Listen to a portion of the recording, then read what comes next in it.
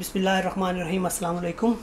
नदीम कमर आपकी खिदमत में हाज़िर है एक ज़बरदस्त रेसिपी लेके बीफ कढ़ाई की।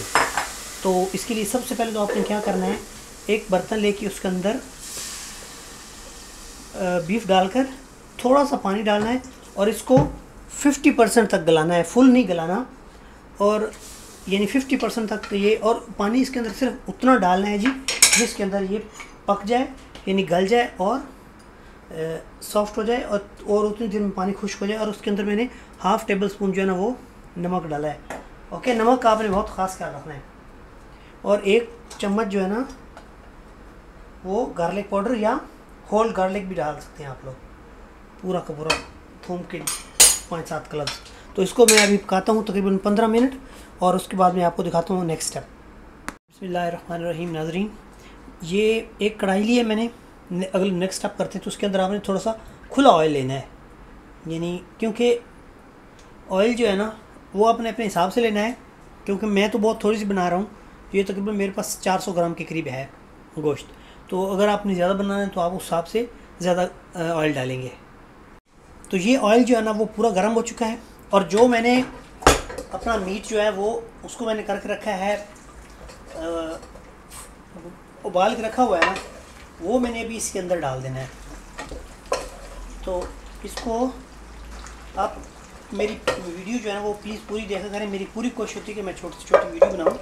तो इसको भी इसके अंदर थोड़ी सी देर फ्राई करके फिर मैं अगली चीज़ डालता हूँ, मैं फिर दिखाता हूँ आपको। तो इसको मैंने तकरीबन 1.5 मिनट के करीब जो है ना उसको मैंने भुना है खुले ऑयल के अंदर। और अभी मैंने इसके अंदर जिंजर गार्लिक का पेस्ट है, थूम अदरक का पेस्ट, तो ये मैंने डाल दिया है। ओके, इसके अंदर देखें आपने ना मैंने कुछ प्याज डाले हैं ना कुछ ज़्यादा मसाले डाले हुए हैं। बहुत सिंपल और मज़ेदार और टेस्टी कढ़ाई है, और एक बार अपने घर में ज़रूर ट्राई करें और फिर मुझे कमेंट्स में बताएं कि ये आपको कैसी लगी। ओके, ये अभी इसको मैं भूनता हूँ तकरीबन 2 मिनट के करीब और भून के, और फिर इसके अंदर जो है ना बाकी इंग्रेडिएंट्स ऐड करता हूँ। मैं दिखाता हूँ आपको वो क्या ऐड करना है। अच्छा व्यूअर्स, ये देखें मैंने इसको तकरीबन 3 से 4 मिनट भुना है और जिंजर गार्लिक पेस्ट का। अभी इसके अंदर मैं डाल रहा हूँ मैंगो प्यूरी नहीं है, टमाटो प्यूरी है। सॉरी, मेरे मुंह से मैंगो पता नहीं क्यों निकल गया है। Maybe I miss mangoes in from Pakistan. Okay, बात सुने, ये वही रेसिपी है जो आप लोग रेस्टोरेंट्स में जाके ऑर्डर करते हैं। तो उन लोगों ने पहले ही अपना जो है ना मीट वो बॉयल करके रखा होता है, और जैसे आप ऑर्डर करते हैं उसको आपको 10-15 मिनट में वो बना के दे देते हैं।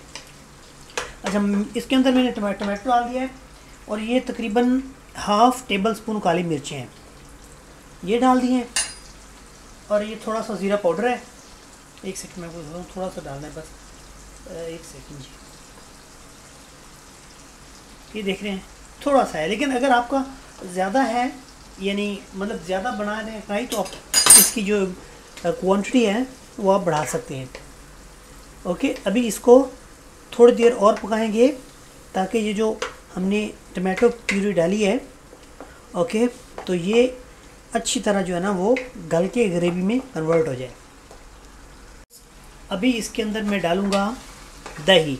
लेकिन मैं आपको एक बात बताना चाहता हूँ, हमेशा याद रखें, जब भी आपने कोई वाइट चीज़ डालनी है, क्रीम, दूध या दही, तो आपने अपना जो फ्लेम है ना उसको बिल्कुल लो कर देना है। ओके, ये बात आपने ज़रूर याद रखना है। अभी इसके अंदर मैंने दही डाली है, और इसको अभी दही के अंदर भी तकरीबन 5 मिनट 3-4 मिनट तक पकाऊंगा इसको। अभी मैंने इसका फ्लेम जो है ना फिर दोबारा वापस हाई कर दिया है। तो इसको मैं थोड़ी देर पकाता हूँ ऊपर से ढाँप के। तो फिर मैं इसके अंदर थोड़े से प्याज डालने हैं, और ग्रीन चिली काटी हुई है वो मैंने डाली है। मैं आपको दिखाता हूँ, ये देखें, ये मैंने भिगो के रखे हुए ऑलरेडी।